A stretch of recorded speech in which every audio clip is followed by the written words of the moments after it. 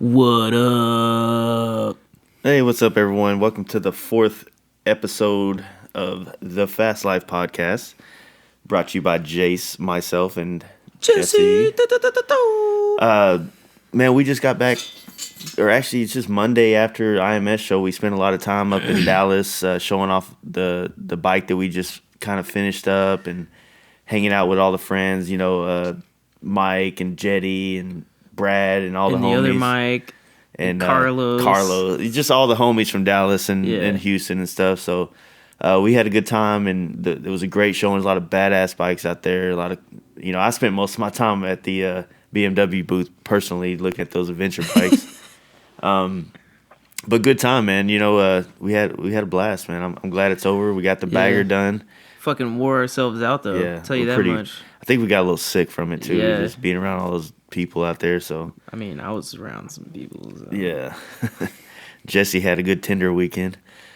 Nah, he's lying. But no, our buddy Mike from he works at Chopper House. He does a lot of stuff. He's got his hand in a lot of things, man. Yeah, he's got a lot of shit going on. He's doing a lot of stuff for our scene here in Texas, and it was awesome to have him on and talk about all the shit that he's brewing up, and I love his hustle, man. He's got it, Very, very inspirational, really. I was fucking hanging on his coattails all weekend trying to figure out what the hell he's doing.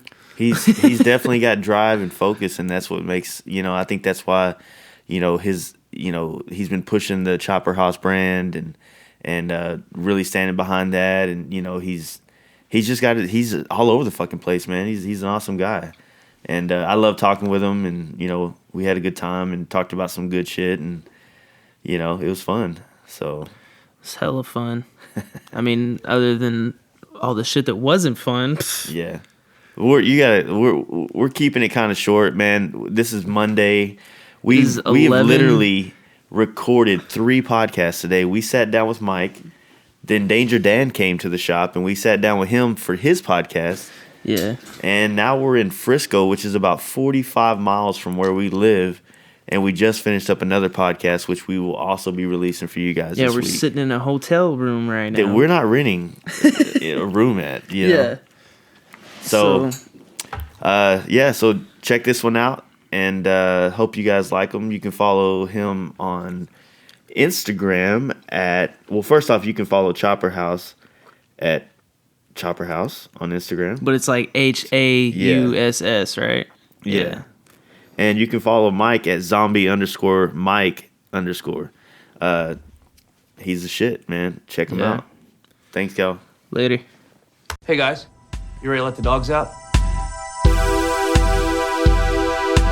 Fast Life Podcast. Okay, well, we're live. Cool. What's up? What's going on, man? We're here with Mike, better known as Zombie Mike. He came up from Houston this weekend to kick it with us and handle a lot of business at IMS show. And now it's Monday and it's cold as fuck here in Dallas, and we're all sick. So yeah, we definitely should have done this weekend. Mm-hmm. Congratulations on the wins at IMS, man. Yeah, I guess. Best 9FXR, best paint, best tortillas. Hell yeah.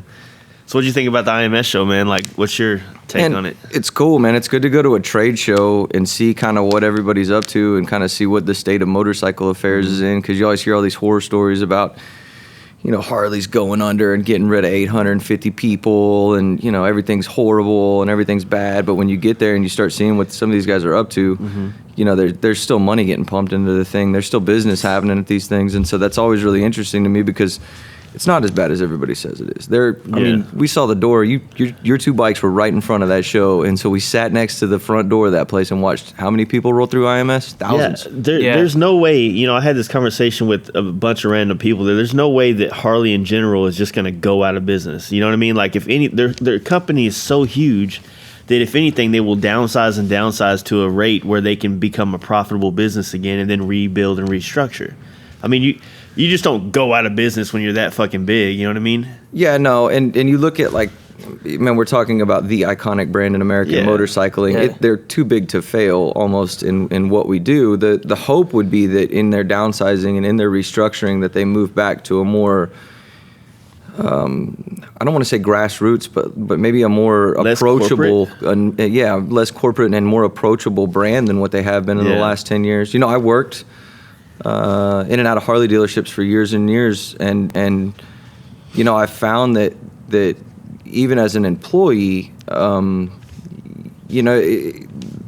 it's hard being a guy who's never ridden a motorcycle before, walking into a dealership and talking to somebody who's supposed to be the brand expert on that. Like your whole everything to those guys needs to be approachability and give them the right information up front. And so you would hope that the corporate guys kind of realize this as well, and that they were going to go back into a more, a friendlier, easier way of doing things.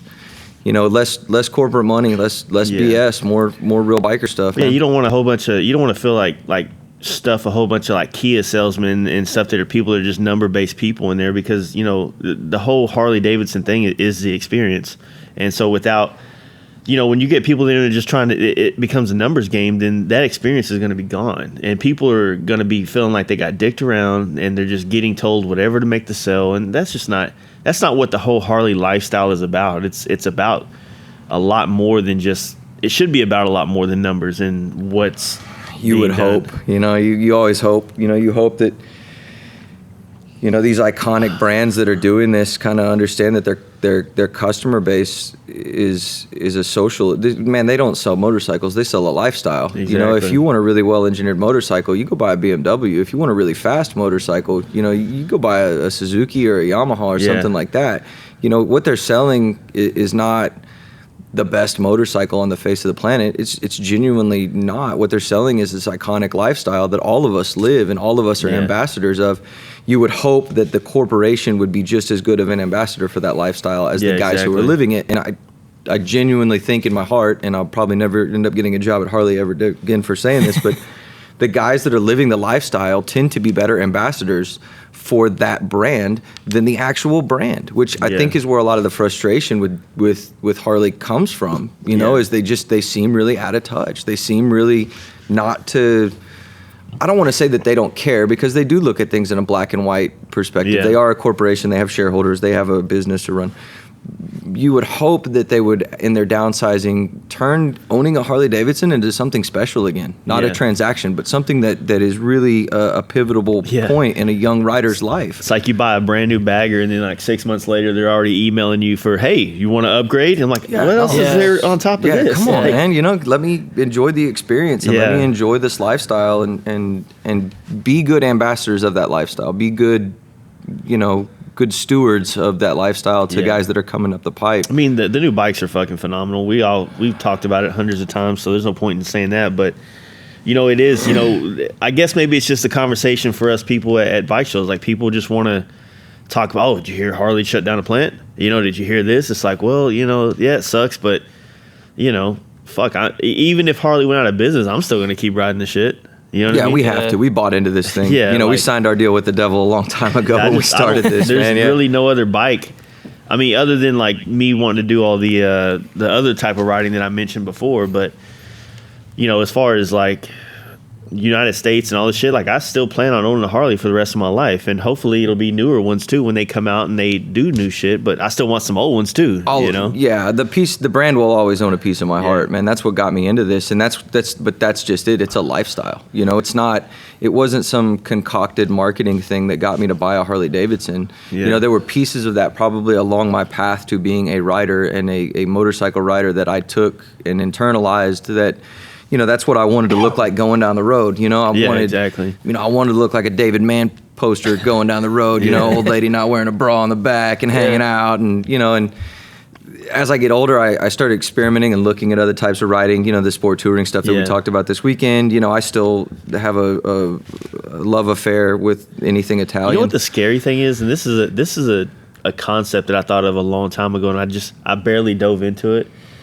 But you know how like we look back at the chopper scene from the 60s and 70s and hell, even the 80s, like I remember when I was a kid, my family was into all this shit, and just some of the like those style of parties and freedom. You look at an old Easy Rider magazine, these motherfuckers just like they're living it. Now you look at Easy Rider magazine, it's like they got to pay these chicks to take off their shirts. Yeah. But then you get on Instagram and those bitches are fucking naked all over the place. Yeah, no. So it's like, what's our, like when in 40 years from now, like what is our... What are we going to look like? Either we're going to be like these hardcore people like, wow, I can't believe they did that shit back then. Or they're going to be like, I really don't know. I'm wondering, like, what is it? Yeah, I mean, we all stand on the shoulders of giants, you know, Yeah. like I'm just trying to party as hard as the guys that came before me. And I don't think I'm ever going to be able to do that much Yeah. cocaine. I legitimately can't afford it. And I don't think my heart's going to take it. I wish we grew up in an area where like our credit score was not half as important as it is right now. Yeah, exactly. Yeah. And that's just it. Like, I don't, you know,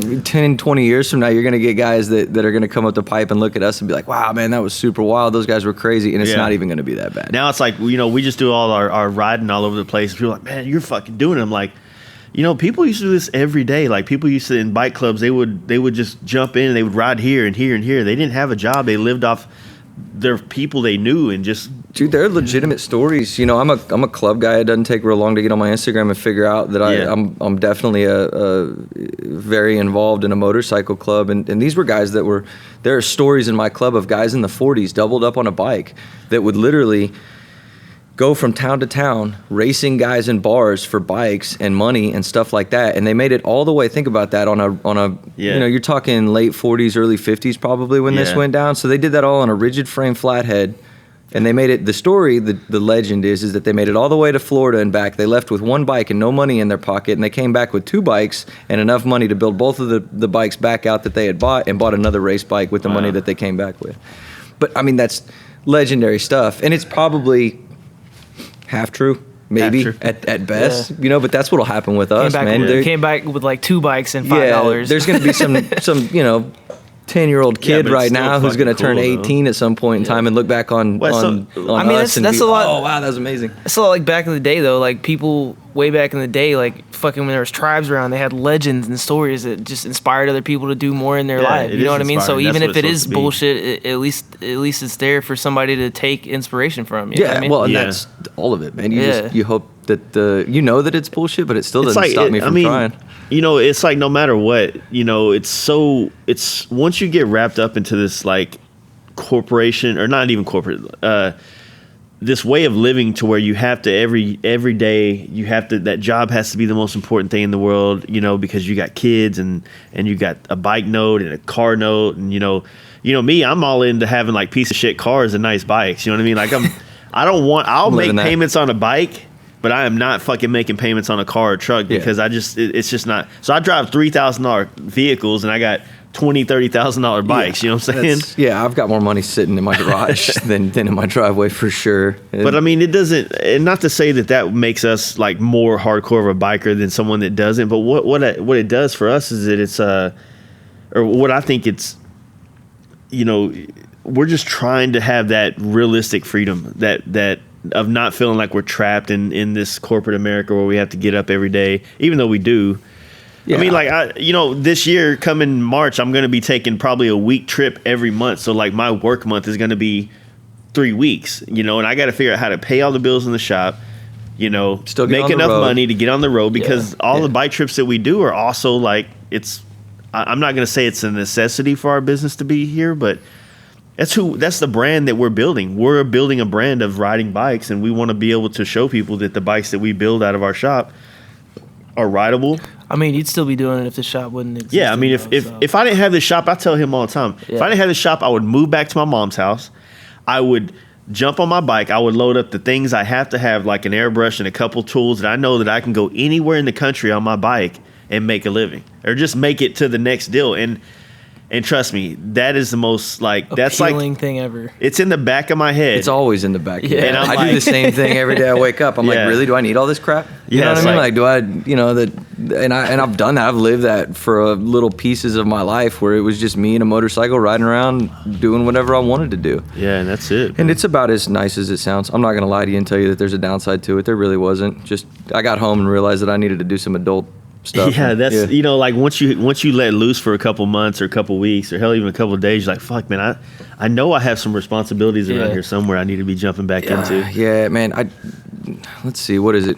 Last year I spent a month just riding around just in LA. I didn't even make it outside of Los Angeles, just screwing around, man. I don't know if my liver and my heart, like I'm 35 years old, man. I'm not 22 anymore. It might have killed me if I'd have stayed for another month, but it would have been a hell of a way to go. Yeah, for sure. Would have been back to that legendary shit. Mike killed himself in LA just drinking and partying, man. That's insane. He didn't give a fuck. Yeah, no, just straight up. Honey Badger don't give a shit. I've always said that if I came down with some sort of goofy, weird terminal illness, I was going to get rid of everything, and instead of just, run the bike clean into the Pacific or something like that on the way out. Into the specific? Yeah, to be specific. Yeah. That's going to translate great when you're trying to do this later. No, that's. What are you doing in March, man? Giddy. Giddy up late March, but the middle of March, the bagger that we just finished, we're gonna ride that down to New Orleans. From there, we're gonna go through all the way to the bottom of Florida. I've never been to the Keys or anything like that, so I want to ride down to the Keys. I want to try to camp down there. I found a campsite that looks like it'll be pretty dope. Hell yeah! And then basically do that, and then ride on the way back. Come up to the east coast of Florida, and then stop in Daytona and be in Daytona from the Wednesday till Sunday, and then ride back home. You're gonna do the whole Daytona experience? No, there's just there's a couple things that events that I want to go to. What sucks is that because we're a business, I'm not one that cares about bike shows. Me personally, a bike show to me is just a place to put the bike so you can see it, right? And I don't care about a trophy. I don't care about that stuff, but I want you to see it. I want to show off the bike. That's what I really want to do. Yeah, and you have to be present to win. Yeah. You have to be there to be counted.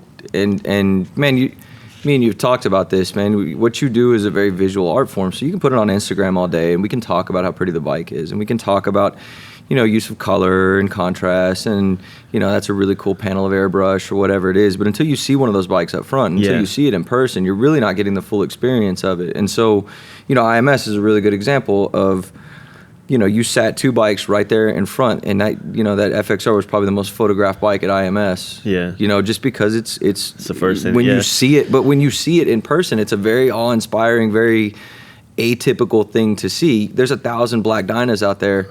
There's 1 million black Dynas out there. Let's be realistic. Until you see somebody that has put the time into a bike like what you're doing, man, when you finally see it really does make you want to step your game up, and it really does change the playing field of kind of what we're doing with performance bikes, what performance bikes can look like, what performance bikes.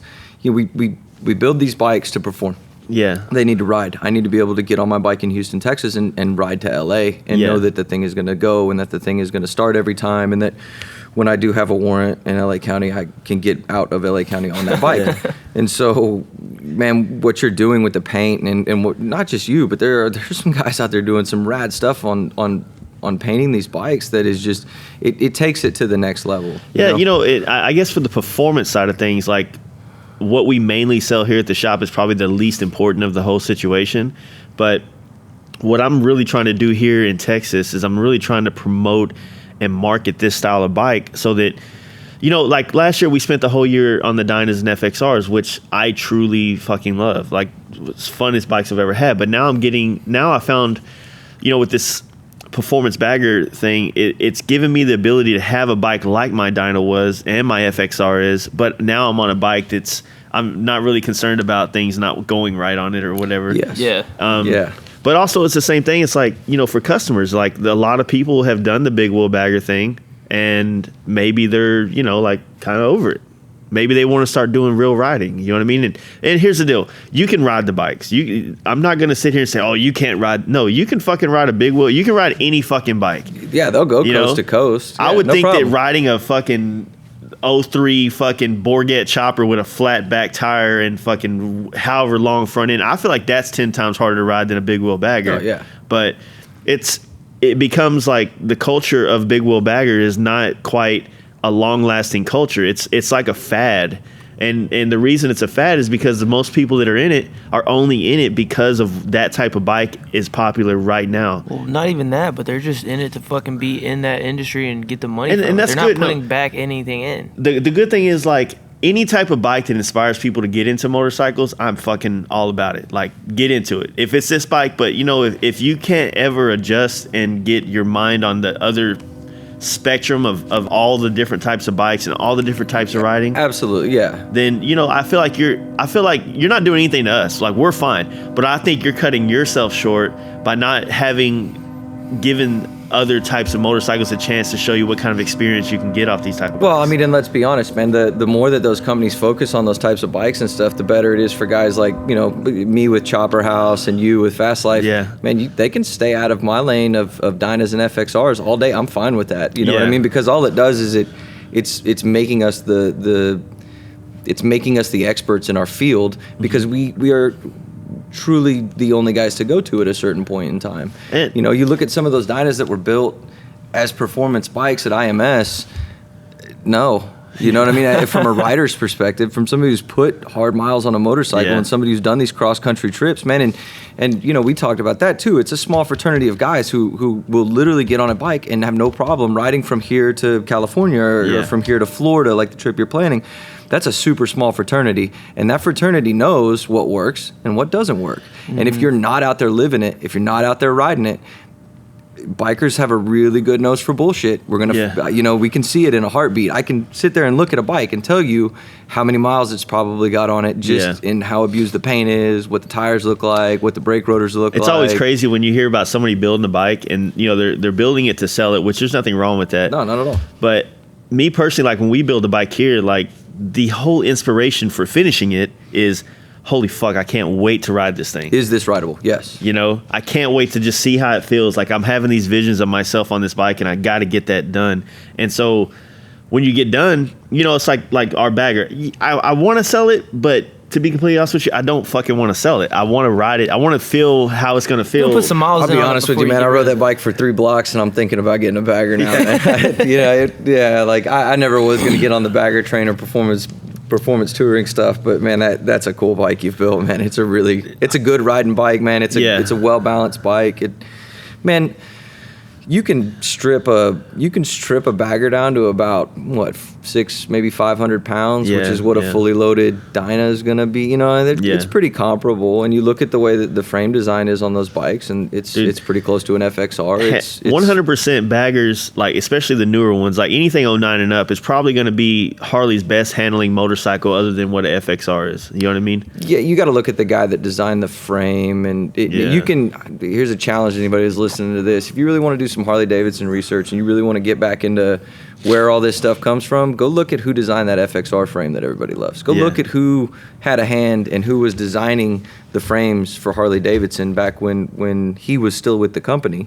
Go look and see who it is, and once you figure it out, go look and see what he's doing now. Because it goes back to that Harley thing. They had somebody there who was very performance minded, who was looking at Harley-Davidson from, how do I make this the best performance motorcycle that it can be, and they kind of gave him a raw deal on the way out the door. You know, so it goes back to the brand not really being approachable and not really thinking about, you know, gee, what do riders really want? It might be a little bit more expensive, and it might take a little bit more to keep this guy on the payroll, but is that good for us? What Harley did with the baggers in 2018 was really smart. You know what I I mean? Really smart. But what they did with them in 2014 when they came out with the Rushmore editions, they got rid of that stupid piano hinge on the touring, on the saddlebags, and the stuff that they did in 14 was really innovative and really forward thinking. And then it just never, you know, it's a half an idea. What Harley does is they're smart. They're not like, when I rode sport bikes, every 2 years there was a new model, right? Yep. So it becomes kind of like the iPhone. Like, if every year you're gonna make a new model, then, you know, it's like you're losing value. I'm paying. You know, if I'm making bike. payments on it, I'm paying on this bike for the next 5 years. Or 7, depending on what certain places. And so, like, by the time I finish paying off this bike, there's 4 new fucking bike designs out. Like, that's not, to me, that doesn't give people a time. Like, you're doing it too quick. You know what I mean? So what Harley does by doing minimal things, like maybe just changing the different paint schemes for certain years, that's smart. I like that. That would make more sense. You know, you take these big steps and you do these hard changes. If I bought a 16 Road Glide And then 2 months later, they came out with the Milwaukee 8. Yeah. I would have been fucking pissed. mad, right? There are guys out there who are genuinely not happy about that. And Harley purposely doesn't release any information about their bikes prior to them releasing it so that they don't stunt any sales of their bikes prior to August. Yeah, I mean, I'm not going to give up the goat on what they're up to too much because I'm probably going to have to slink back and get a job with them at some point in time. But yeah, there might be a little bit of truth to that. There's probably something there. You look at what they're doing, and the reason they do it too is to keep guys like me who are doing aftermarket parts for them on our toes. When they release that Softail, now Chopper House has to go back because they changed up the way that they do passenger pegs and foot pegs for those bikes, and so now I've got to go back and redesign an entire shank. No, that doesn't seem like a big idea or a big deal for Harley, and it probably wasn't. They've got a guy who's going to draft it out, who's already got it figured out, but now I've got to go back and redraw, and Chopper House has to retool and figure it out. And now I've only got, pegs that fit certain year model bikes. And the reason that they do that genuinely, I think, is to keep the aftermarket on its toes enough. At the end of the day, Harley-Davidson is a business, and they want to sell you Harley-Davidson products. Yeah. They don't want you coming and buying anything from me. They don't want you going to Jace to repaint the bike. They genuinely want you to come back to them for everything. And that's part of the marketing genius of Harley. It really is. But at the same time, guys like me and you and anybody that has a motorcycle who's looking for other options and looking for other avenues, you would hope that they're smart enough to go and find these other avenues to customize a bike. And Put it like this. If they're not, I want to be the guy at every show shaking their hand. Think about this idea, right? Harley would not have been able to, the Road Glide would have never been dick of a bike if aftermarket people did not start making and doing this big wheel stuff to make those bikes look cool. The Road Glide was the ugliest fucking bike in the world until you put a bigger wheel underneath. Well, and the only other guys that were riding those bikes were club guys because it's a very good highway bike, and it was an ugly bike that you could get into for pretty cheap. If you're Harley, you need to understand that having the aftermarket is almost just as important as you being able to sell decent parts of your own. So do you think that Dyna's got popular because anything that Harley did? Fuck no. Dyna's got popular because people customized them. No, let's be honest, man. Dyna's got popular because Jax Teller was on the TV screen every Thursday night for 8 years straight, and that. But that goes directly to the aftermarket. Harley-Davidson had a hand in that, and those guys still chose to use the bikes that were representative of the culture that they were trying to show. I just feel if Harley was going to, if they embrace the actual aftermarket a little bit more than they do, then they would understand that how important it is for these businesses to be in here and innovating extra ways to look at their bikes, because not all these corporate people that I can't speak on who designs these bikes and who designs these parts, but who's to say that it's some hardcore bike dude? It's not. Maybe this guy's just he used to design for fucking this car company or this bike company, and he got paid to come here. So he's genuinely probably not. Yeah. When was the last time you met a guy that shook your hand at a bike show or a rally or one of the countless rides that me and you have run into each other over the last couple of years? When was the last time you ever shook hands with a guy who was like, yeah, man, I design parts for Harley-Davidson? You know what I mean? Yeah. We sat at IMS. Did you shake hands with anybody from Harley-Davidson? No. I mean, I feel like maybe 2 owners of one of the dealerships came in, and I was standing there, so they talked to us. And they're your local guys. But they didn't.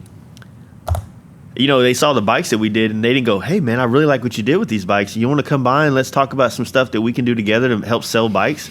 And I would think that would, if I was an owner of Harley dealerships, I would probably want to work with 1 or 2 or 3 outside companies and say, hey, I would like to be able to offer our customers through the dealership the ability to get something that we as Harley can't provide. Yeah, but you got to remember too that those guys that own those dealerships, they're franchisees, man, and they are beholden to the brand as to what they can and can't do, how they are allotted bikes from the motor company. Has a lot to do with the point system that they have set up in their dealership, whether or not they're a gold level, platinum level, whatever hell.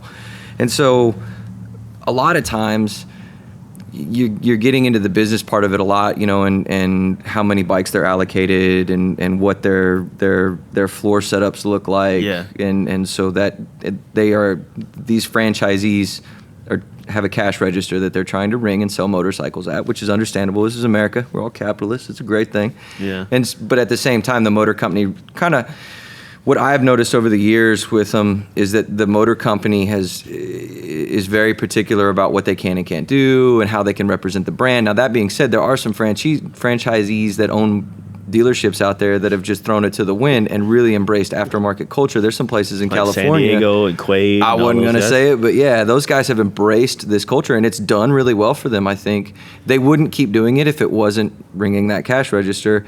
And the fact that they still keep doing it tells me that there is a market for it. And that's guys like us, you know, a small independent parts house like Chopper House, or oh God, you can name 100 of them, but none of them are paying me to talk about them, so I'm not going to.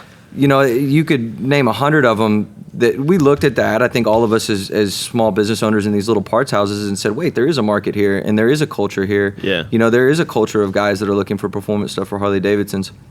I genuinely think that's where it's going. I think that if you own one of those big wheel baggers and you went to the shop that only does big wheel baggers, you know, at some point in time, you're going to want to have a rideable bike that's maybe a little bit more affordable, that, you know, you don't have, let's be honest, you're going to throw $40,000 in aftermarket stuff in a motorcycle. You're never going to get it back out. You can go on Craigslist right now and just type in Road Glide, and you can see all these baggers, and I'm going to tell you what the headlines are going to say on all of them. 2013, 30-inch wheel, invested $50,000, for sale, 24 grand. And then you hit them up, hey, would you take 18? Because it's been on there for fucking 6 months. You know, like people aren't, you know, there's no resale value in those bikes anymore. But it's the same thing that happened to the big back wheel chopper. Yeah, you know, there was a point in time when I was horse trading on bikes where I was buying those bikes for the drivetrain. That was it, and literally getting rid of the rest of it. It's quite possible that 4 or 5 years from now, if this whole performance thing really does take hold, that we're going to be sitting here talking about, oh, look at this guy with his performance bagger and his fucking shiny back pants or shiny button jeans and shit. I'm sure. Like that. You know, at some point in time, we'll all be off of it and we'll all be riding, you know, V-rods with ape hangers or whatever the next thing is that you know, that's a we're pretty getting big jump, into, man. or whatever it is. You know, and when that happens, we'll be sitting here talking about how, you know, we were the OGs in the performance thing, and really we're not. We're hitting a wave that's cresting on the West Coast and trying to push starting it, to move east. Yeah. You know, and we'll see where it goes, man. We'll see where it takes us. But that's just like the motorcycle itself, man. It's just you get on the back of the thing, you see where you end up. You know, and exactly. That's just it. Man, we maybe. I don't think it's gonna be V-rods with ape hangers. Maybe mopeds with T-bars. Well, I mean, that new Mayans is for coming me right out, now, it's gonna be the Cholo. It's BMW R1200 GSs with Sport T-bars touring. and a Connolly's fairing on the front. It's gonna be an Americanized BMW. The more I look at kind of Harley Panel paint job. and motorcycles, and IMS was a really good thing for me to see because I'd never really been to one before. Was, man, like the Indians doing some cool stuff, man. Like they're not. Like I'm not sold on it completely, but I'm not. The Scout is the one that I told you I liked, right? Yeah, that's a cool bike. See, the Scout is dope, all right, but the Scout also doesn't really, for me, like I'm ruined. I really can't own a bike that doesn't have bags and a fairing on it in some sort. But I do dig the bike. Now, like I said before, we talked about this weekend, it's like the only real downside to the damn Indians is those fucking ungodly gross. I don't like round bikes. It looks like a bubble. Yeah, and it looks super it's like a weird futuristic mix of like a real Art Deco. And Art Deco. Yeah, like, and I'm not like some Dick Tracy shit from like the 40s. And I'm not there yet in life. You know, at some point in time, I'm gonna own like a Triumph bobber, and I'm gonna cuff my jeans and start wearing fancy shoes, and you know what I mean. And like I'm not there yet. You know what I mean? Like I'm not that distinguished of a gentleman. Yeah. I still drink too much beer and listen to too much Leonard Skinner, so I'm just not there yet. But one day, I'll get there. So, man, you did a lot. You've been doing a lot of fucking leg work and busy, stuff. Man. And been really busy. You got a lot of good stuff happening for our community in the Giddy Up, man. We're trying, man. Matt Jackson and the guys that put on Giddy Up every year are gonna let us do a performance Harley show there at Giddy Up, so they're going to give us a little space, and we're going to try and showcase some of the bikes in Texas and some of the companies in Texas. They've been very specific that they really want to support the scene in Texas, and so they're going to give us a little space to kind of showcase what we're doing down here with performance Harley-Davidson. Mainly the FXR Dyna. It's going to be FXRs and Dynas. Man, at the end of the day, we're still talking Giddy Up, and I'm not, you know what I mean? Like, the bagger's just not worth. It's not that scene. You know what I mean? I think that those guys are going out on a really cool limb, and I don't want to overdo it too much too fast. Too much electronics is not good for them. Yeah, but Mark Matthews at Texas Performance is going to be down there with us. You will be down there with us, hopefully. if you make it back from Key West. The guys that do the Texas Hills Motorcycle Show, Dustin and Alex have been involved in it. You know, and then myself with Chopper House, we'll be down there. That might be your only chance to actually get some hard parts from Chopper House. We're still working the details out on that one. Yeah. But yeah, man, I'm excited for it. I'm excited that those guys have given us the opportunity. I'm really thankful for it. Yeah. So if you've got a really cool Dyna FXR that you think is up to the caliber of some of the choppers that they're bringing or in. if you're thinking about getting one done, man, hit up Chopper House, hit up Texas Performance. Yeah, hit me up. Hit and let us me know. up. Yeah. You know, fucking do something to your bike and stop fucking putting stickers on your black Dyna, man. That shit's getting played out, bro. Well, I mean, shit, at the end of the day, man, you got guys that are coming in there. I mean, some of those builders that are doing stuff on choppers, I mean, choppers is an art form. You know, it's a hard art form. Those guys are putting time and money and effort and energy into moving metal and doing this really just wicked, crazy stuff. And shit, man, I'm hoping that we get the caliber of bike that those guys are bringing in to that side of the show, into our little piece of what it's going to be at Giddy Up, because A, I don't want to be embarrassed, and B, you know, I want to showcase the best of what we have here in Texas, because we do have some guys with some great bikes. Yeah, man. for sure. We've got some guys with some really well built out bikes, and you know, I feel like if you're a young rider and you're coming to Giddy Up and you're super excited about choppers, and you know, you may be on the fence about, you know, guys like me riding around on Dynas with T-bars and stuff like that, you know, I want to show everybody that this, maybe not that much of an art form, but this can be an art form, and that you can have a performance bike that looks really well and that is still a very rideable bike. You know, I'm coming into the chopper thing late. Yeah. You know, out of the Dude, I want to Dyna build one thing this year. I want to build exactly like Dude, I how would that love chopper to you have built. one. That's kind of like what we want to do too. I'll be honest with you, that's the most fun I've had on a motorcycle in my years of riding, man. That I'd never run a foot clutch before. Suicide shift, it's crazy. And man, I'll ride the shit out of a Dyna. You know what I mean? I'll lane split with the best of them and shit. Man, riding that chopper is a whole nother thing. You know, it's awesome. Man. Yeah, it really is. And it's, you know, it's a new avenue. It's a new way to ride. And man, I hope that the guys that are coming to this show maybe look at the performance Dyna thing as, you know, shit, man, that'd be really cool to have a bike that, you know, I can run lane split and, you know, do 110 miles an hour on and stuff like that, you know. And I don't know how receptive it's going to be. I think it's going to be real receptive, because the guys that are putting on the show have been really cool about it, and they're really putting some muscle behind it to make it work for us. And you know, I looked in the parking lot last year at that show, and it's pretty. Yeah, it's pretty hard not to see that there's a bunch of Dynas and performance bikes out there. I tell people all the time, you know, because last year we did pretty much as many of the clicky shows like Born Free and all this stuff as possible. Yeah. And you know, you look in the parking lot, or even like at Born Free, it's like Born Free would be. I feel like Born Free would be smaller than Giddy Up, which Giddy Up's not super small, but it would be a small show without all the Dynas, FXRs, and Sportsters out there, and the people in like Born Free that are like vendors seem to cater more toward the Dyna FXR thing than the chopper thing. So it's like forever, a lot of the chopper places have kind of, I'm not gonna say used the Dynas guys to make money, but you know, I think it's cool that they're starting to embrace and understand that there's a lot more people that like chopper shows are fun as fuck. Period. They're the funnest shows that are out there. Absolutely. Yeah, man. The campsite at Giddy Up. If you haven't been to the campsite at Giddy Up, you ain't living. So you know you're why doing not? It wrong, yeah. Why not let the people that are actually supporting and creating, you know, bodies at your show be more a part of your show? And I think it's great what Giddy Up's doing. You know. And I hope that Texas shows its ass. I hope that people that are coming here that have nice shit show their ass off. You know? I'm counting on it. I really am. And it's not like a show like we're not trying to. Are you doing trophies? Nah, man, we're not giving out trophies, man. We're just going to showcase some of the guys that are cool, man. That are doing some really cool stuff here in Texas, man. And we're just going to try and showcase that idea so much better, man. Like instead of sitting here and like getting mad, like, you know, when you go to a show, like you get this anxiety of like, man, I wonder if. Okay, that guy's bike's nice. He's my only competition. You start getting in this mindset of like, I'm a pretty negative person, to be honest with you. Yeah, especially when they start offering like $1,000 for winners and like, shit. I mean, you get to this kind of like negative mindset of like, you know, oh man, you know, my bike should beat this one, and then if you don't win, the politics. Like, no, man, let's just hang out and check them out. That's cooler to me. Well, and that's it also breeds a bad culture that way, you know? Yeah, it really does. I think it does, man. It breeds some butthurt. Man, we give out awards at Nitty Gritty every year, and every year I get up at Nitty Gritty and I tell everybody, look, These awards are super subjective. If you don't like it, take it up with Eric Vaughn because he's the guy that picked your bike.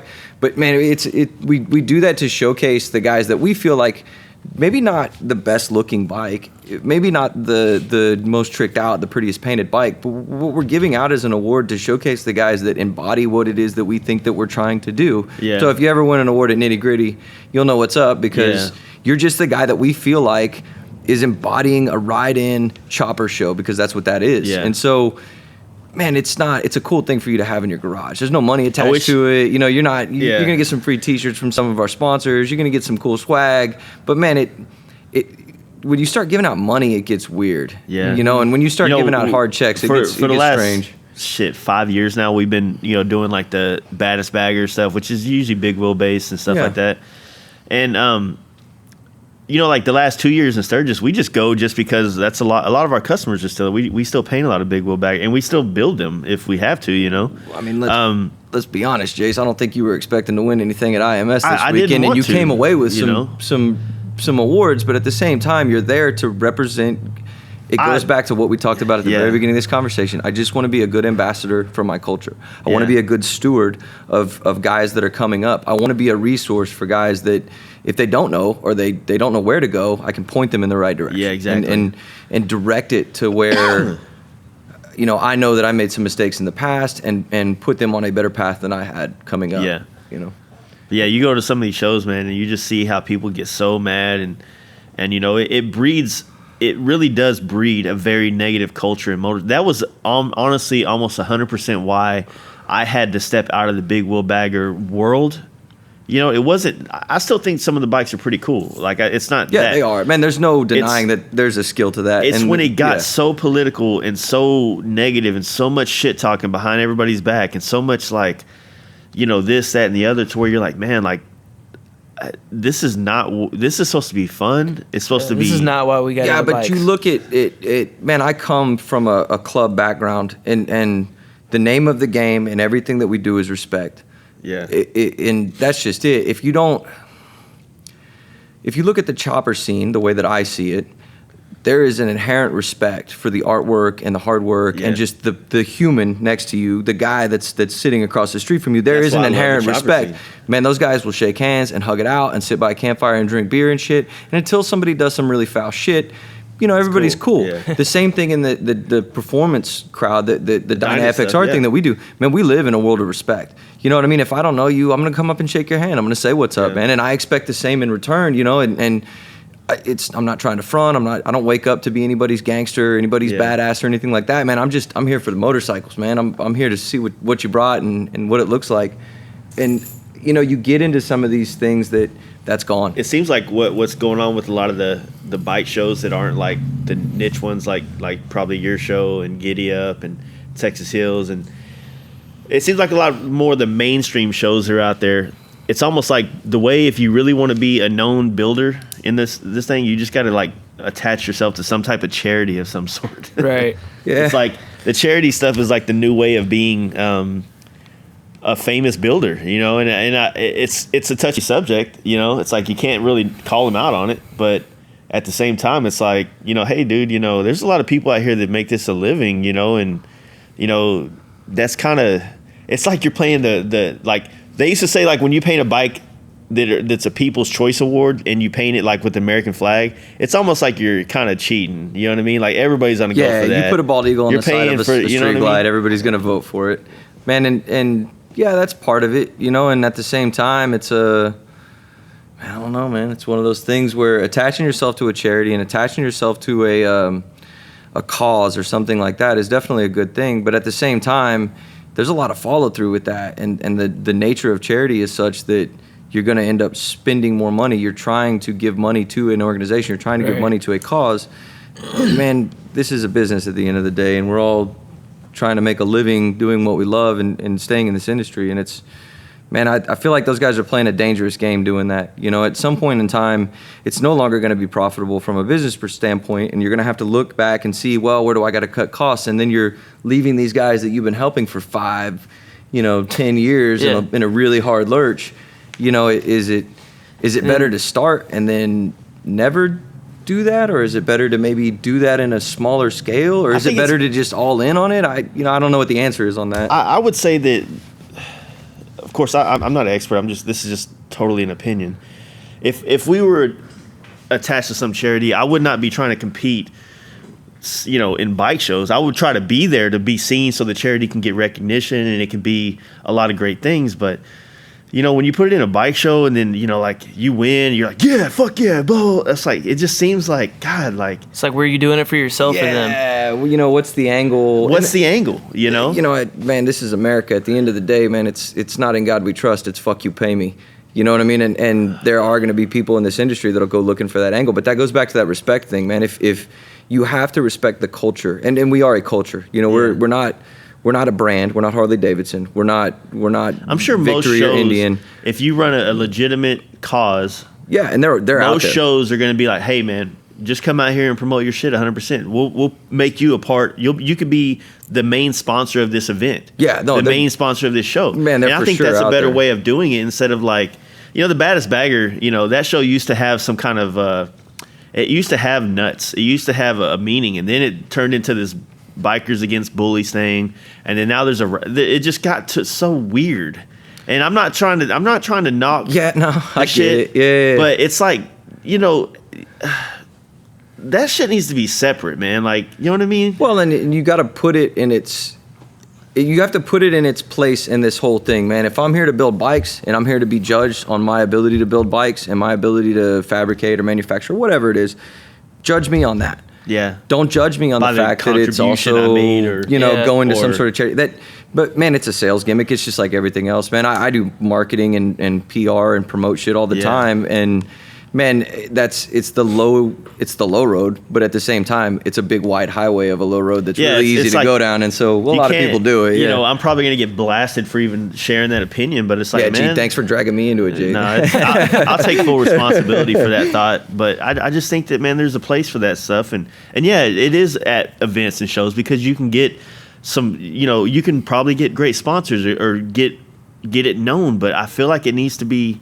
Like, don't build a bike and put it in a bike show and then have your name all over it as some kind of charity. Yeah, nah, man. That's, put the charity's name all over it. Yeah. Duck out of it completely and don't take the PR on it or anything like that. And that's, man, I'm a veteran. There's 1,000 veteran charities out there. There's millions of veteran charities out there, and I'm very fortunate and grateful for all of them.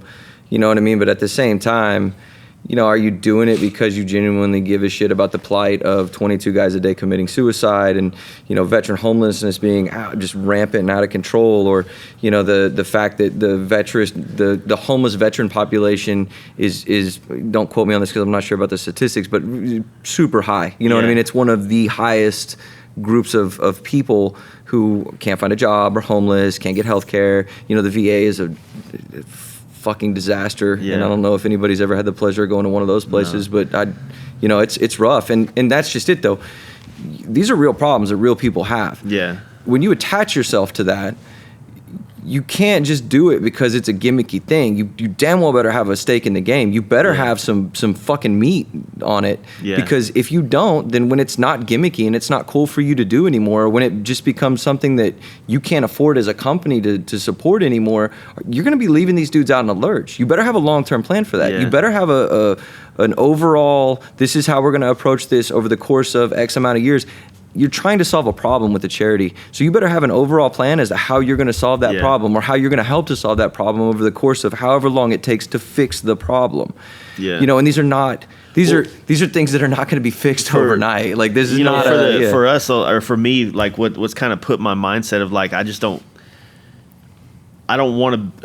even know the right way, but put it like this. In my course of being in the motorcycle industry, I've seen so many charities come along, and some of them have gotten really big and had really, really bad shit going on behind doors and behind, you know what I mean? That's a lot of people making a lot of money off cancer and shit like that. That's the nature of money. And they, then they're the same thing. They're building these bikes and they're taking them around and doing all this stuff, and it's in the name of cancer, but then, the shop's getting rich and they open a new shop and buying houses and do all this stuff. And then, it's like, damn, like I'm, I totally hate cancer, like I'm not saying, I'm not pro cancer, but what I'm saying is like, as a business, I'm busting my ass trying to just be known, and, or I could just throw my name on a charity and I can ride the charity wave to fucking fame in the bike industry. And I just feel like that's not cool, man. Man, and it's not the right thing to do on the back of somebody's problem. You know, exactly, man. There are companies that I'm involved with that definitely give to charities, and I'm actually not going to mention any of them, and I'm not going to talk about the charities that we're involved with because it's not what it's not about. It's not about that. I don't write the check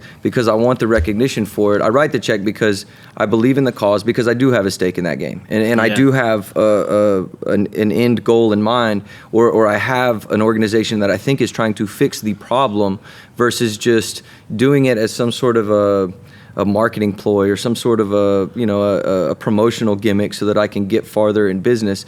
You know, charity is not, by nature, is not that. I think at the base of it, like just straight up, people would be more invested in these charity things if they had a fucking business plan right there in your face, like, hey, donate money, and this is what it's gonna do. Well, the good ones do. You know what I mean? Yeah. Like, Yeah, we're the gonna good ones- put it into this organization. They're gonna research this, or they're gonna do this. Not just like, I mean, like, how do you? hey, let's build a fucking like, bike. just- Well, I mean, the good ones do, man. How do All you even, 501(c)(3)s have give it to somebody? a decent. You can look up what they're making. You can go through and ask these questions. And if you're gonna cut the check for that, you better be asking those questions. Right. I think like what Not is it? paying That anybody's 22 Lambo kill payment. thing. I think that shit's a good stuff. I mean, Yeah, they're killer, man. Yeah, they really are. I think what they're doing is fucking. Well, and those phenomenal. guys have a stake in the game, and they did a from watching that as a veteran's perspective and like a marketing perspective and all the other kind of things that I look at, man, they did a really grassroots. You would have a hard time finding a veteran who won't support that charity because it's a bunch of guys that we all had a close were friend. involved with. We had a close that friend was involved in it. Yeah. that actually committed suicide like April of last year, and it Yeah, blew dude. us away That was because fucking crazy. we literally saw him come in the shop. And you know what? I feel bad for this. I feel super bad because this guy he used to live across the street from me. He rode bikes. We've known each other in the bike scene forever, and you know, he was kind of like. He'd always come to the shop, and sometimes he was super annoying, but sometimes it was just good to see him. He was good conversation. Yeah.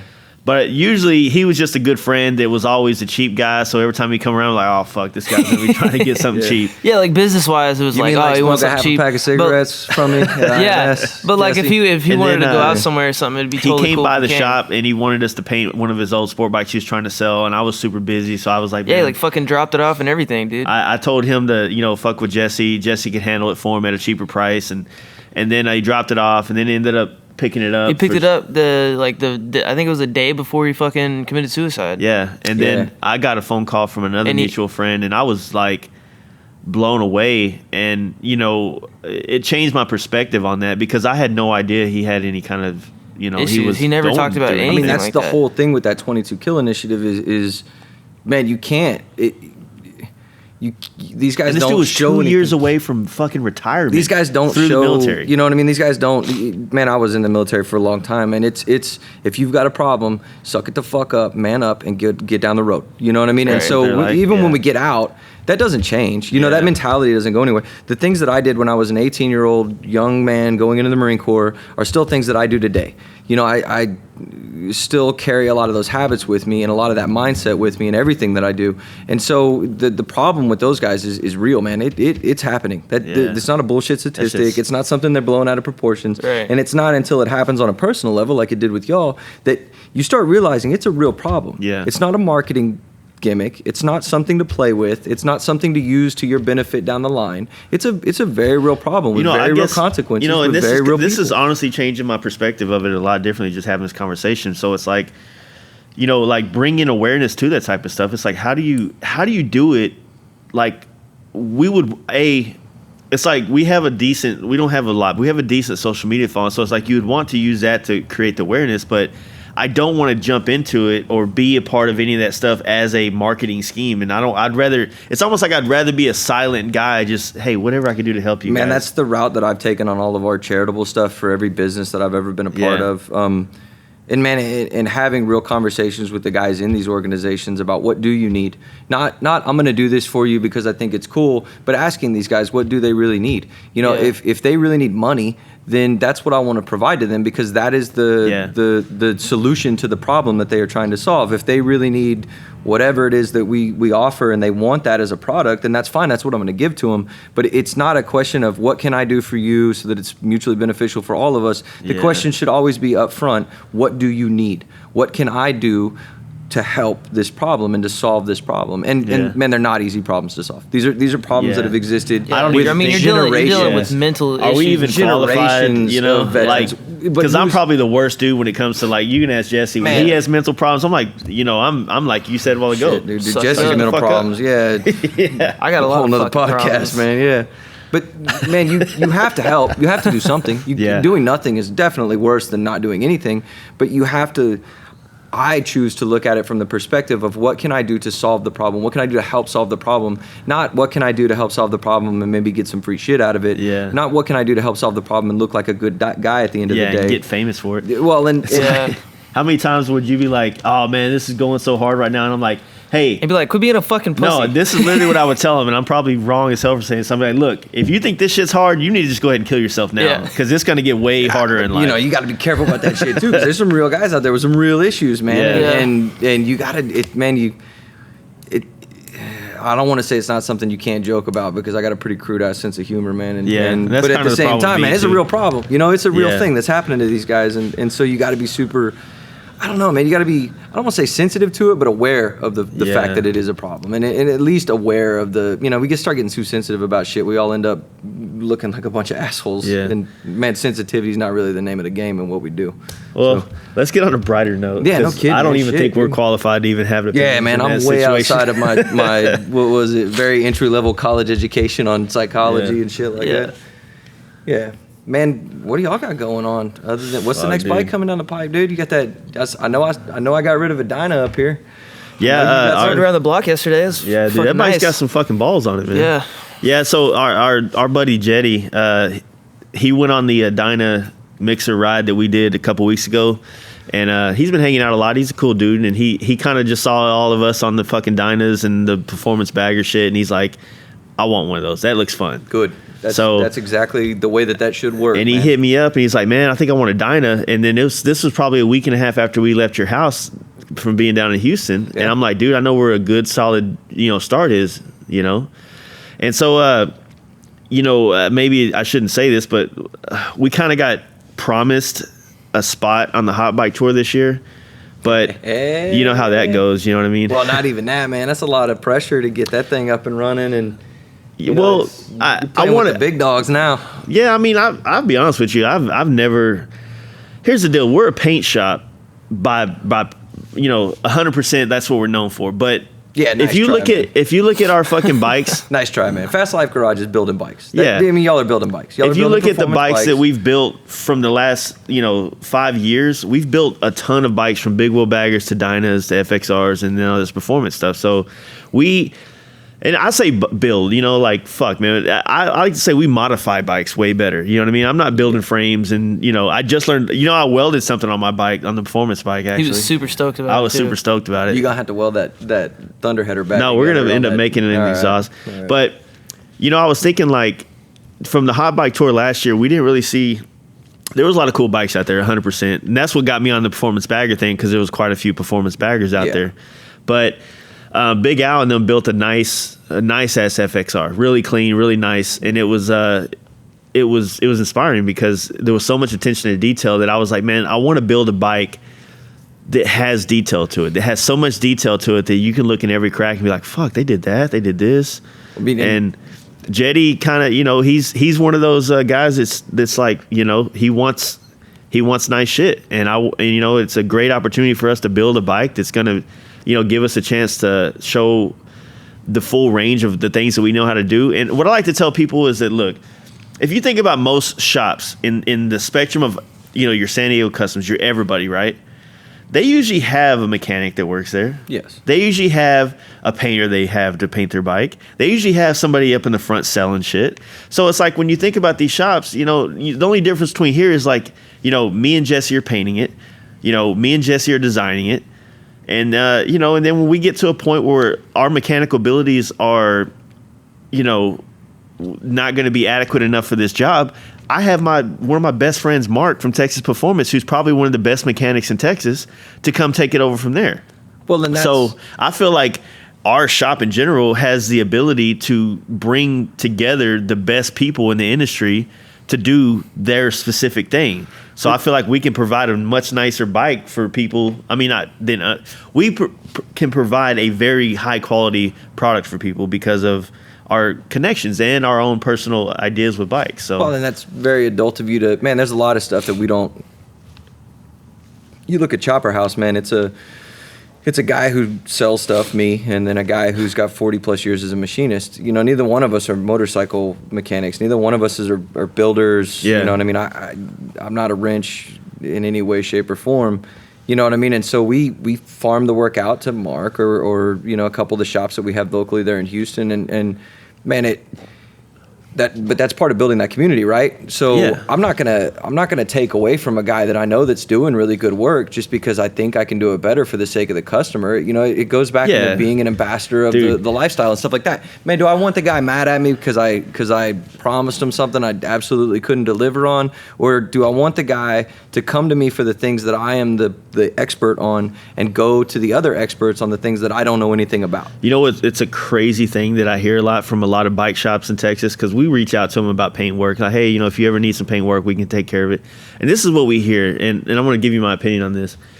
They're like, you know, you do great work, man, but we just don't do that level of work in our shop. I'm like, so you're selling custom built bikes to people, but you do not want to offer your customers this level of work? And trust me, I don't look at our work and think like we're the fucking kings of paint by any means, but if you're going to be a shop, wouldn't you want to have the ability to offer your customers the best of everything that's out there? Like, maybe they can't afford our paint work. That's cool. But it should be an option. Yes, always should be an option. But that goes back to that. It's the same thing, man. It's being a good ambassador for the lifestyle. It's about respect, man. I have enough respect for the guy that comes to me and says, hey, man, I'm looking to get something painted, to go, all right, I know the guy you need to go talk to. Not, hey, man, pull that thing into my garage and for $1,000 I'll rattle can this shit for you and piss you off for the rest of your life. You know, and man, there's a lot of that goes on in the industry. It's unfortunate, but it's part of the industry, man. Little mom and pop shops trying to make a living, you know, they'll take a dime any way they can get it, and I'm not going to hate on them for that. You know, it is what it is. It sucks that guy is going to have that experience somewhere down the line, but at the same time, it's also part of his responsibility to do the damn research and to figure out exactly what it is you're getting into, and to know who do you turn to. And if you don't getting on Facebook goddamn groups and building bikes on fucking people's opinions, man. Like, go see somebody. And shit, if you don't know the answer, man, dude, it's hard to come into this thing and admit to yourself that you don't know the answer. You know, it's even harder to admit it in public that you don't know the answer, but that's really the right thing to do. I do it. I try to do it as I'm getting older. I'm getting better at it, man. And I try to do it on a pretty consistent basis where I go, man, I don't know shit about that. I need to go ask the expert. I need to go and do the research myself. Just last night, I was just telling Jesse at lunch a while ago, I was watching a HBO documentary on Warren Buffett. It was just something on there. Yeah, and, the Oracle of Omaha. Yeah, exactly. And he made a good point, and it really resonated with me because this is kind of how I am. You know what I mean? And he said that, you know, a lot of great things is, you know, being great at anything you do is about the type of real focus that you have on what you do. Absolutely. So, you know, me personally, like, say, for instance, right now I'm into this adventure bike shit. I don't know shit about it. I don't know shit about traveling. I don't know nothing. But I saw you over chopping it up with the BMW guys and asking questions, though. Yeah. I do know that all the information is out there. It's there. All I got to do is look for it. And what he said in this documentary is that, like, when he gets interested in something, he is indulging in it. He's focused on the idea of it. He wants to talk to people. He wants to read about it. He wants to watch videos about it. All day long, he's thinking about it. So he's taking in 100 opinions, 100 things, and he's sorting out, okay, you know, I see all the chat rooms and all the shit they're saying, and you can kind of weed out the bullshit. You know, there's always clicks in chat rooms and fucking on Facebook. Oh yeah, all the people time. are gonna lean like, oh, JD fairings are better than fucking Connolly's or fucking Deviant. It's like everybody's got their team, like we talked about in the Simpson podcast. But what you got to do is you got to be able to, as a consumer, you got to be able to look past all that and just realize, who do I want to fucking associate with? Who do I feel like is an honest business that I want to put my money into? Shit, as a rider, Yeah. You damn well better do the research. Man, you're putting your ass on a machine with no seatbelt. You're going to go 100 miles an hour down the highway with no safety, anything on it. You know, if just my own personal thing, but I'd maybe do a little bit of research into the guy that made my motor mounts. You know, especially the factory. You know what else stuff. is crazy? I would maybe do a little bit of research into the guy that made my sprocket. I'd maybe do a little bit of research on, you know, what the tensile strength of a chain is and what the differences of a chain is. You know, me and Jason were sitting at Chopper House having this discussion about starting to sell the upgraded hardware just for little pieces of a bike that maybe not a lot of guys look at, but you know, using lock washers instead of just regular washers, using things like that. I mean, shit. Makes a difference, you might want to do that. I mean, it's not like your life depends on it at 110 miles an hour going down the freeway. You know what's this weekend at IMS, my good friend Brian, which I probably shouldn't say his name, but he works for RLNS, and we were talking about how you know, if you get on eBay, you can see like Roland Sands and Ness. All their billet parts are like fucking knocked off from Chinese places at fucking fractions of the, and it's crap, dude. Seriously. Yeah. And he's telling me horror stories about people who buy this shit and then try to return it to RLNS because they think they're buying RLNS stuff at 10% of what RLNS shit costs. Yeah. You know, and then he even told me he's heard horror stories from customers going to bike shops, having a bike built by a shop, and them putting on all this cheap ass eBay Chinese shit, and telling them, and then it breaking or it not working or whatever, and then turning around and coming to RLNS and be like, hey, you know, your floorboard broke, and it's like, where'd you buy it? From this shop. And like, well, you need to take it back to that shop. Yeah, because they're not even a dealer. Yeah, it's like, yeah, you can't. How do you even like? Fuck, dude, that's got to be scary to be in the billet game. You know what I mean? Man, in the manufacturing game in general, man, it's tough. You know, Jason goes through that a lot, more so than I do, as I'm just the guy out there kind of pushing the product and making sure that it, you know what I mean, gets into the hands that it needs to be in, which is the consumers. But man, you know, it's something that we discuss as a company pretty regularly, in the fact that, you know, prices go up. You know, everything, if you go to Chopper House's website, the prices just went up on everything. Man, the reason they went up is because we've moved to a better quality of steel and aluminum. We're using better hardware. We're hiring guys with more expertise and more knowledge in this than we maybe have. You know, not a lot of guys more knowledgeable than Jason, and I'll toot his horn all day because he's probably one of the best machinists I've ever met. He is the best machinist I've ever met in my life, and a very forward-thinking guy and a rider. He actually rides bikes. He'll run you 110 miles an hour down the highway real fast. He does it to me all the time. Yeah. And that's just it, man, dude, do the research as a consumer, man. If it looks too good to be true, it is. Yeah, exactly. You know, it's just like a good bike deal. You know, if it looks too good it's to the be same true, thing and you don't know the guy and you didn't do the research, it probably is. If you're scrolling down the stupid. eBay fucking page and you see an RLNS set of grips for $80, but then you go down and see the same exact grips for $20, yeah, something's up. Something's up. Yeah, it ain't the same shit. You know what I mean? And then same thing. And I tell people the same thing for paint work. It's like if the consensus for a range of paint jobs are about this price range, but you found somebody to do it for this price range, you're usually not going to get the same quality of work. No, I mean, but that's life in general, man. We all, you hope and you would think that everybody out there is smart enough for that. But man, it goes everything. You're not getting a $100 tattoo that looks good. Yeah, exactly. You know, it really does resonate across all boards. You know what I mean? So if people would just consider that, you know what I mean? Like, there's no, you don't. If you really want to support people that you want to have done, you'll pay the price that they ask. Well, and you also have to think about the concept of these guys. Man, I genuinely care about the experience that anybody that buys one of the products that I'm pushing has. I want them to have a good experience with it. I want the product to be the best that it can be all the time. It doesn't always happen, you know. And in manufacturing, I'm learning in manufacturing that nothing is always going to be the same. Yeah. Consistency is a really hard thing to nail down, but you can do it, and we are very good at it. Arlen Ness is amazing at it. Roland Sand's really good at it. There's a bunch of companies that are really good at it. You know, but it comes from experience, and it comes from time sitting in a machine and making the measurements and riding a motorcycle and doing these things to put it all into a package to where it is safe and it is good and it will work for the application that you're trying to run it for. You know, and the Chinese don't care. You know, they don't give a shit one way or the other. Yeah. You know, they're trying to make a dollar on this thing. Now, that being said, so are we. The difference is that our dollar is going to go back into the company that is going to do the R&D and going to do the research and going to do the math to make sure that these things are correct, you know? And so when you're buying something from a company that produces in America, a company that makes their stuff in-house, a company that rides and that is a part of our culture, then you're putting money back into the next thing that they are going to innovate, the next thing that they are going to put out into the market that might benefit you. The Chinese are going to buy a knockoff Mercedes with it and probably play some mahjong. No offense to any Chinese people out there, sorry. But, all the money's going to go back into the culture. Exactly. The $20 bill I give you, I'll probably get back a year from now. I hear a lot of people that they complain about. A lot of us younger folks, and I can in a sense consider us young. We're both 35, but at the same time, I wish I felt younger.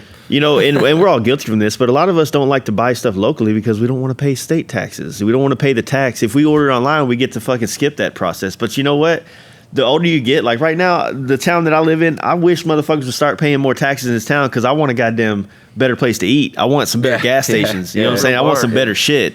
So it's like, when you buy stuff locally, when you support your local businesses like that, you're actually doing a lot more for yourself by paying that money.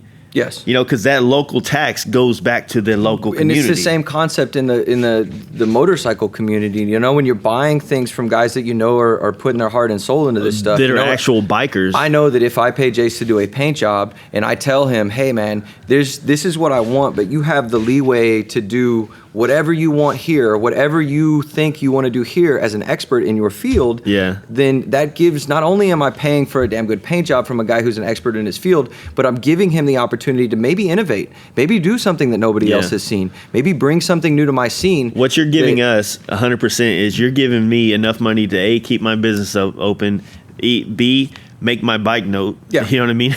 It's like when people buy stuff from us or paint jobs or whatever, it's like, it really funds a handful of things. A, it helped funded us finishing the bagger. Hell yeah. Now it's going to help fund us to be able to go to Daytona, to go to all these shows, to be at all these places.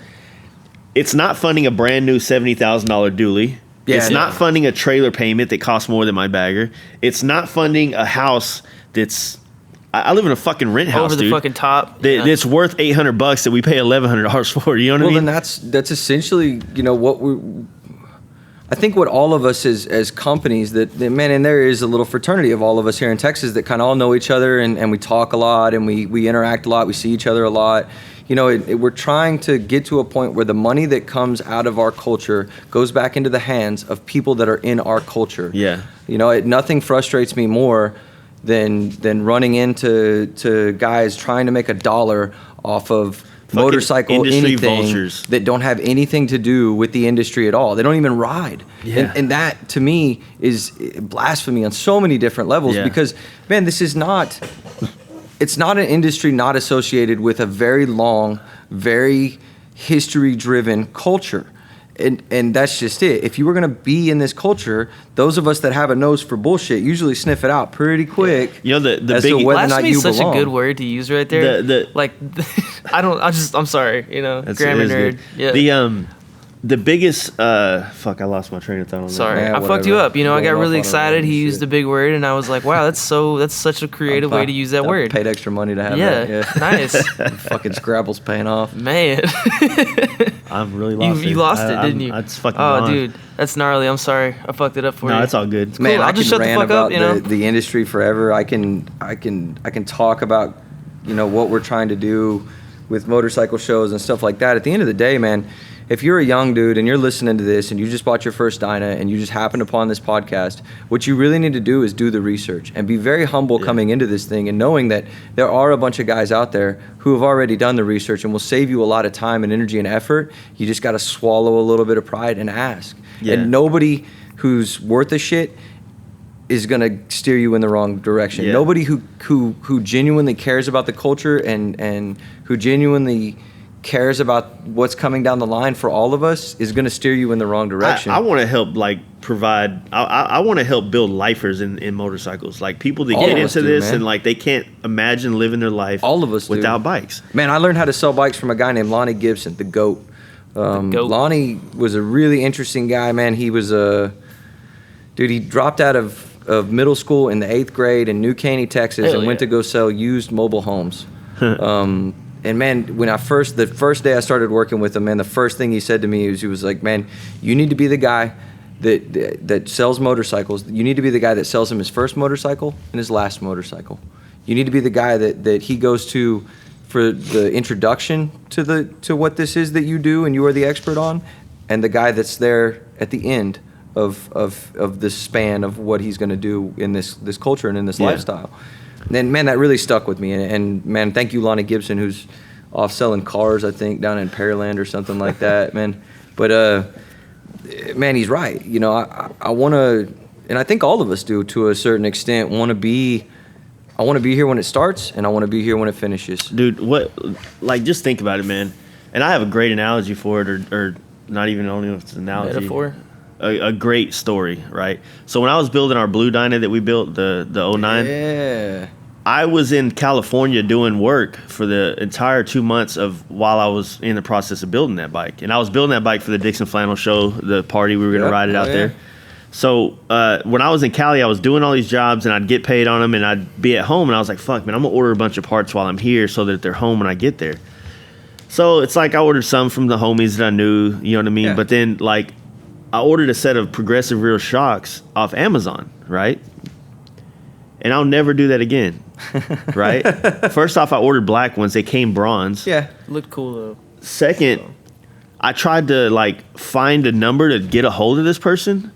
And the more research I found out of who I bought these from, it was some dude out of a fucking garage in Houston somewhere. He had no contact info. All he had was his actual address, which I could mail. And I Google searched it. It's a fucking garage. H-Town's finest, dog. And they're out there, But no, man. they're everywhere. They're out there, man. So it's like when you buy this shit, put it like this. I have a buddy, and I'm not trying to discredit him, but I don't agree with this type of business. He primarily sells on eBay, right? Yeah. He has a drag account. He does all that stuff.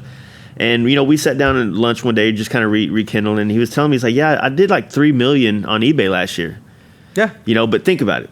He's $3 million at 5% over cost because they're selling it cheaper than what dealers are supposed to be selling it at. Yeah. So he only made like $60,000.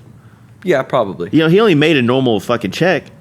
But think about all the people who have a shop and a tire machine and a Snap-on toolbox and are actually there that you can also buy these products from, and you can also they can have these products put on. I've always said, like, look, you can go to Texas Performance and order all your parts, even if you're just going to put them on yourself.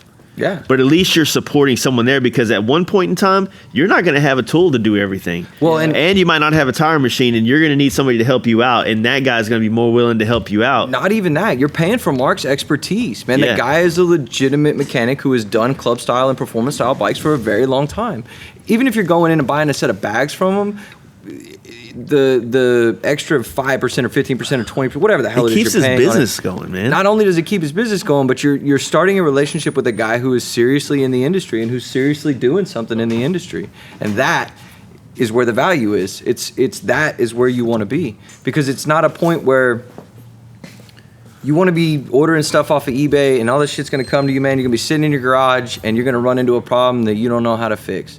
And good on Mark. He's not going to be real cool when you show up to his shop and go, man, I got this problem. And you know, you're paying to keep these guys going and to keep that innovation going and to keep that knowledge around. You know, and I get, man, it's tough out there. Actually, it's getting better out there. You know what I mean? In Houston, man, oil was down for years. We were in a rough spot. But it is getting better out there, man. And you should try to support the local guy. You should try to support the guy who's an in expert defense in of customers, I will say this in defense of customers, and this I'm going to say about shops in general. Yeah, this is just us turning a bitch session about customers. No. In defense of customers, I think that, you know, I've heard this argument a lot. You know, I went to go speak with my local shop, and they were assholes. And you know what? I'm like, yes, happens. If you're a shop, you got to be able to be attentive, be receptive, be able to answer questions no matter how dumb they might seem or how uneducated they might seem, because, you know what I mean, not everybody's on a different level of motorcycling. So you got to be, if you're going to put a sign above your door and you're going to be a drag dealer and you're going to sell these parts and work on these bikes, you have to be personable. You have to be ready to answer questions. You have to be ready to be the kind of guy that is going to be approachable. Yeah, hell yeah. You can't be this fucking hardcore fucking biker dude that doesn't do all that shit. Man, like, it's not gonna. You're actually hurting the industry more than you think you might be helping it. I'm never gonna be too cool to shake someone's hand and answer a question. I'll be honest, I'm never gonna be too cool to steer somebody in a direction that I think is the right direction. I would hope I don't come off like tough, that. Man. I hope I don't look like that. I hope that nobody wants to do like that. It's tough sometimes. You do see that a lot, but that's just it, man. You got to drop the bullshit. You know, sometimes I'll get hit up about certain things, or paint questions or bike questions, and sometimes it's really bad timing. Oh yeah, man. Everybody got a bad day. Well, I mean, I used to drink a lot. I try not to drink at events anymore. That way, when somebody does come up and talk to me, I'm more attentive and I'm more receptive to what they're saying. Yeah. But before I would be drunk. I'd be like giving them a whole bunch of personal opinions that I don't need to, and it's just probably not good. But then also when we get a lot of messages on Instagram and Facebook, a lot of times it's kind of at the. I should just not answer it until I'm ready to talk. But sometimes I'm like, man, you got to. I answer it, and then I get stuck in this really, really long conversation, and it kind of sucks sometimes. But I'm working on it. I'm trying to be a better help to people because I want the experience to be right for these people. We all are, and man, it goes back into that. Just man, I want to be a good steward. I want to be a good ambassador for my lifestyle and my culture and what this is. I want to be receptive to the guys that are coming in and be a point that they can launch off of to go do great things in my industry and great things in this industry, because at some point in time as a rider, I want to benefit from whatever it is that they can create or design or bring or innovate. I hope it works like that, And I mean, could you imagine like if everybody got fucking lazy as hell and stopped trying, and next thing you know, Sturgis doesn't exist no more? That Daytona don't exist, Rod don't exist, all these great events that's been like 75, 60-year-old events that, they're, because we got so much fucking, all these millennial people that are so like want it now, like they don't have any, they don't want to put anything in, they just want to take.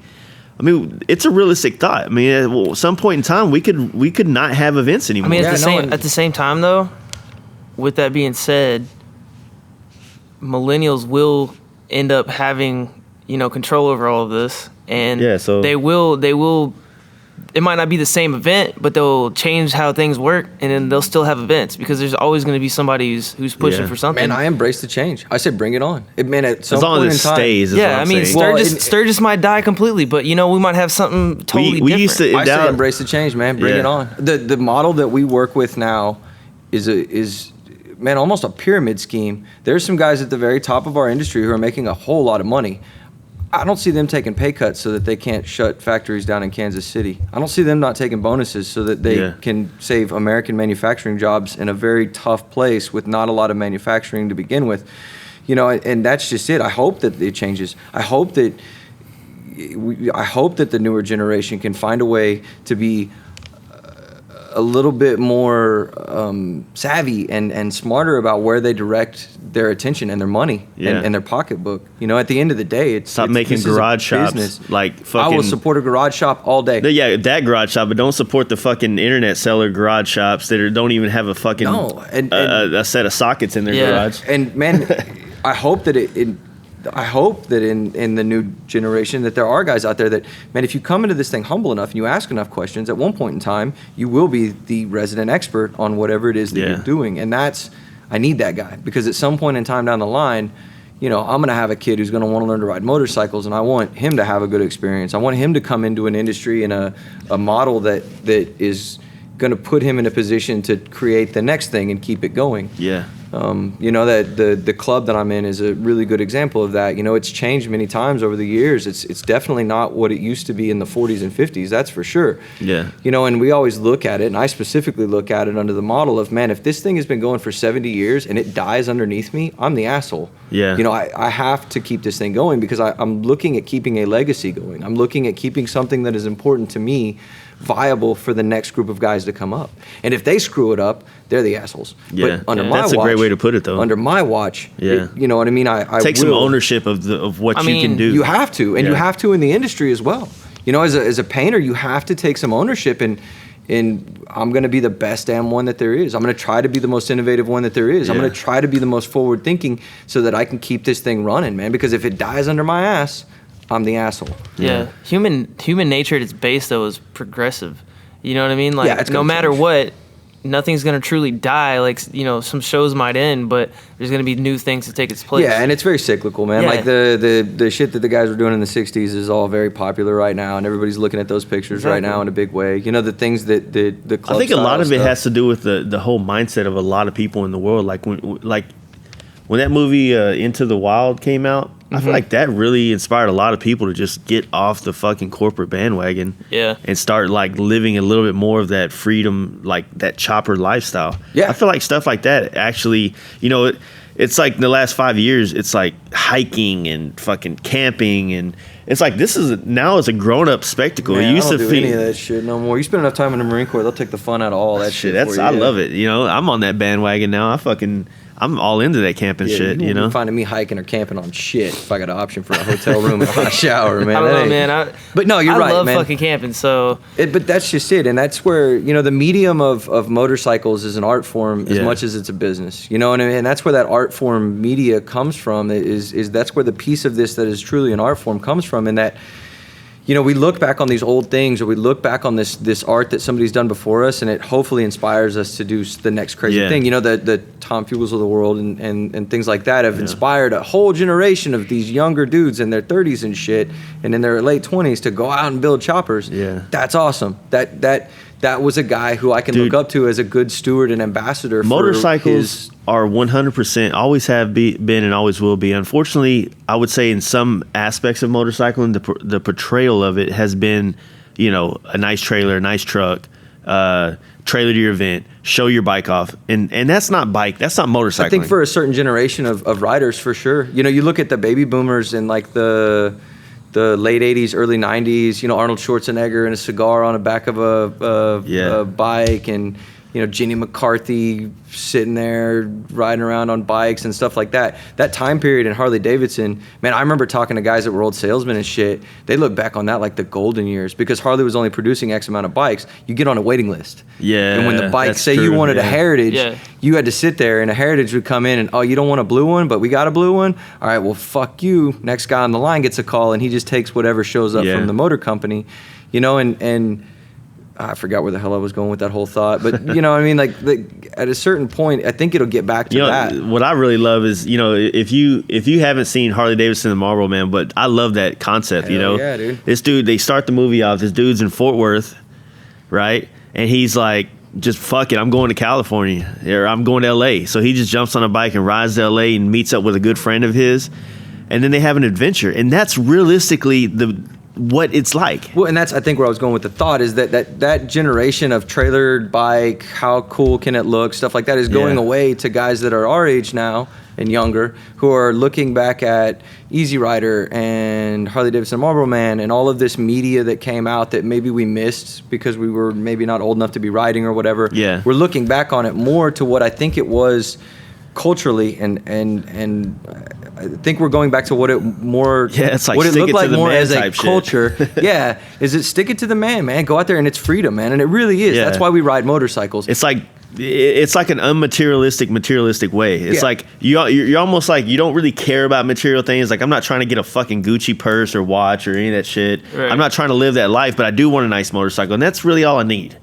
That's really it. Man, but that's why it's a lifestyle. That's why it's a culture. And that's, you make culture by definition, and lifestyles by definition are things that you will sacrifice for to live the way that you want to live. Yeah. And that's what makes us different from the guy wearing khaki shorts golfing right now. Or it's the reason we're not sitting here talking about, fucking Pokemon Go or whatever the hell somebody else is into.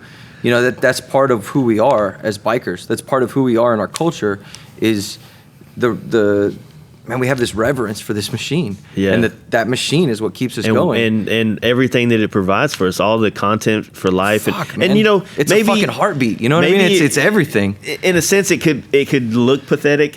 It really could if you're on the outside. I don't care either, but it could seem a lot of different things if you're not from this world. You know what I mean? But when you're in it, it's like, fuck, man. It's like, now I get to figure out life, but now I have a vehicle. Yeah. And that's, you get to a point in the culture, you're trying.